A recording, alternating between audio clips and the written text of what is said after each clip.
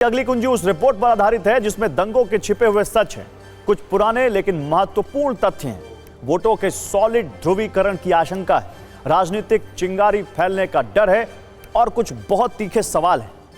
यह रिपोर्ट इतनी संवेदनशील है कि यह गोपनीय रखी गई है, लेकिन सूत्रों से जो लीकेज हुई है वो उत्तर प्रदेश की राजनीति में बारूद का काम कर रही है, जिससे चिंगारी भड़की हुई है। यह रिपोर्ट नवंबर 2024 में उत्तर प्रदेश के संभल में हुए दंगे पर है।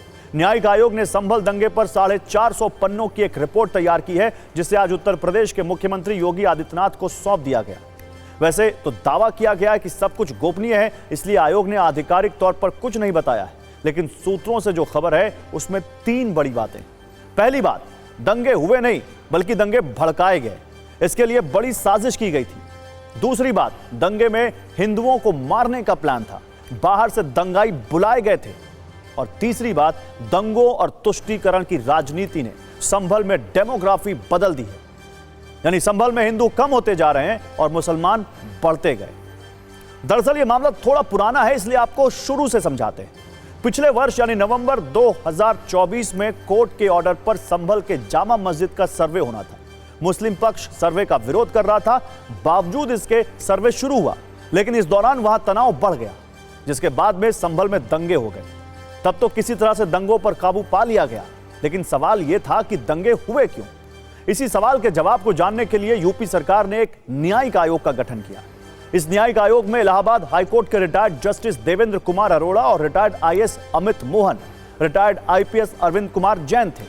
आज न्यायिक आयोग की टीम ने सीएम योगी से मुलाकात कर अपनी गोपनीय जांच की रिपोर्ट सौंप दी है। सूत्रों के मुताबिक इस रिपोर्ट में 2 हिस्से होने के संकेत मिले। पहला हिस्सा नवंबर 2024 में हुए दंगे के कारण पर है और दूसरे हिस्से में यह बताया गया है कि संभल में लगातार दंगे क्यों होते रहे, इससे हिंदू कैसे पीड़ित है। पहले नवंबर 2024 में हुए दंगे पर रिपोर्ट में क्या कहा गया है वो देखिए।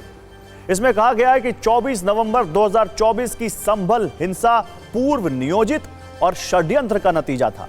सांसद जिया उर रहमान बर्क ने नमाजियों को दंगे के लिए उकसाया और कहा कि हम इस देश के मालिक हैं। रिपोर्ट में यह भी बताया गया कि दंगे के लिए बाहरी उपद्रवियों को भी बुलाया गया था, लेकिन पुलिस की मौजूदगी से बड़ा नुकसान टल गया। रिपोर्ट में यह भी दावा है कि दंगों में विदेशी हथियारों का इस्तेमाल हुआ, मेड इन यूएसए हथियार मिलने की बात है। सूत्रों के मुताबिक रिपोर्ट में लव जिहाद, दंगे और सामाजिक गतिविधियों से धर्मांतरण का भी जिक्र है। इतना ही नहीं, यह भी कहा गया है कि संभल में कई आतंकवादी संगठन सक्रिय हैं। मौलाना आसिम उर्फ सना उल हक को अमेरिका द्वारा आतंकवादी घोषित किए जाने का भी जिक्र है।